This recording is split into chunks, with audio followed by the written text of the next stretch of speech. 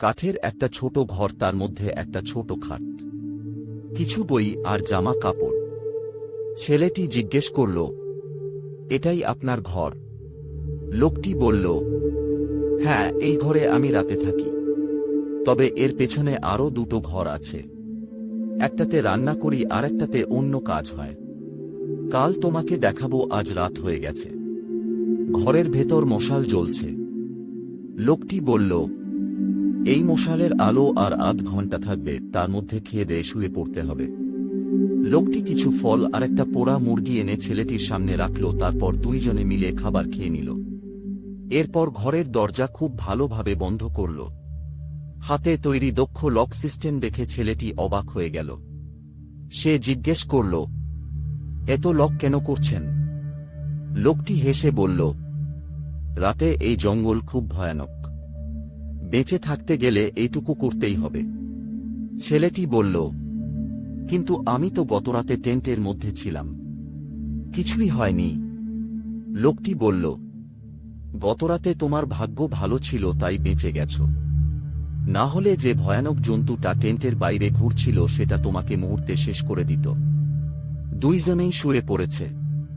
খাটের পাশে একটা ছোট জানলা আছে, সেটাও শক্ত করে লাগানো, কিন্তু তবুও তার মধ্যে একটা ফাঁকা জায়গা আছে।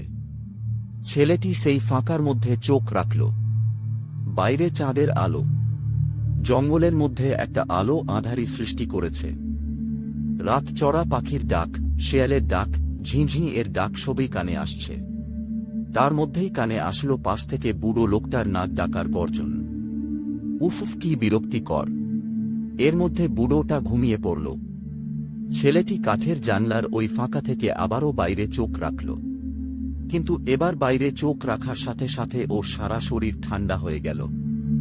বাড়িটার থেকে কিছুটা দূরে একটি কালো ছায়া মূর্তি দাঁড়িয়ে আছে, বিশাল তার চেহারা। অন্ধকারে তার মুখটা স্পষ্ট দেখা যাচ্ছে না, কিন্তু চাঁদের আলোতে তার আকৃতি বোঝা যাচ্ছে।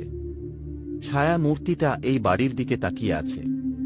মুহূর্ত খানেক পর সেই ছায়া মূর্তি এগিয়ে আসতে লাগল। এই দেখে ছেলেটির হৃদস্পন্দন বন্ধ হয়ে যাওয়ার জোগাড়। আকাশ বাতাস কাঁপিয়ে এবার ওই ছায়া মূর্তি চিৎকার করে উঠল। এমন চিৎকার সে আগে কখনো শোনেনি। ভয়ে তার গলা শুকিয়ে আসছে। এবার সেও আর নিজেকে কন্ট্রোল করতে পারছে না। চিৎকার করবে এমন সময় শক্ত হাতে তার মুখটা চেপে ধরল বুড়ো লোকটা।